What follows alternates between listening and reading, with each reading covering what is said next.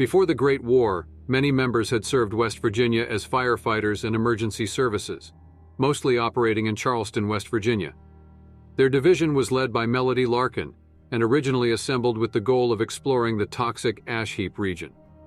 The fire breathers were initially founded by the responders as an elite, high-risk firefighting team to reach out to towns trapped beyond the toxic ash heap: Bramwell, Beckley, Welch, and others. Although Larkin wasn't thrilled by the idea, she warmed up to it quickly and helped establish a completely new division, capable of fighting through the hostile environment and surviving there for days on end. The name was her idea, meant to imbue the division with a prestige similar to other elite units: Green Berets, Navy SEALs, and especially smoke jumpers. The origin was less glamorous. Fire breathers was a term used by her grandfather's neighbors to refer to him and his sons, courtesy of the insanely strong moonshine they brewed that kept people at a quarter-mile distance. Although Maria Chavez wanted to brainstorm the name more, it stuck, and the fire breathers were formed. After agreeing with survivors of the Charleston flood who still lived in the city, the breathers used the ruins as an obstacle course in preparation for the challenge of operating in the ash heap. For the next several years, the fire breathers distinguished themselves and were supercharged with the arrival of Hank Madigan, a Marine Force Recon and Brotherhood veteran.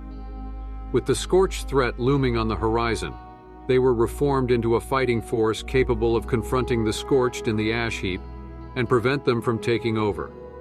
The steep selection criteria focused on people who could both fight and survive in the polluted expanse of the burning ash heap.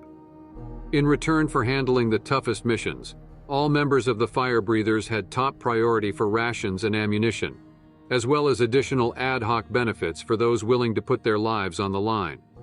The unit was immediately thrown into the fire, trying to contain the influx of scorched into the area after the fall of the Brotherhood of Steel and the Big Bend Tunnel. While the strategic importance of the tunnel was known, the breathers gave it a wide berth in order to come up with a proper attack plan.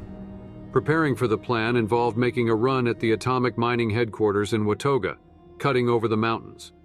Lieutenant Madigan believed that the headquarters could provide information on how to combat the scorched more effectively, owing to AMS's monopoly on the ore.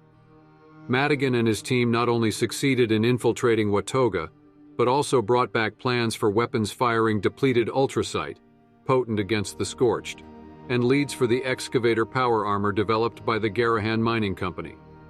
The power armor was considered a target of opportunity, while the fire breathers figured out how to seal the tunnel off and stem the influx of scorched into the heap.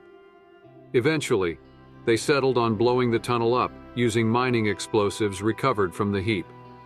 After the fall of the Brotherhood in 2095, Madigan ventured beyond the mountains into the mire and made contact with the Free States after deliberately disturbing their scorch beast lure.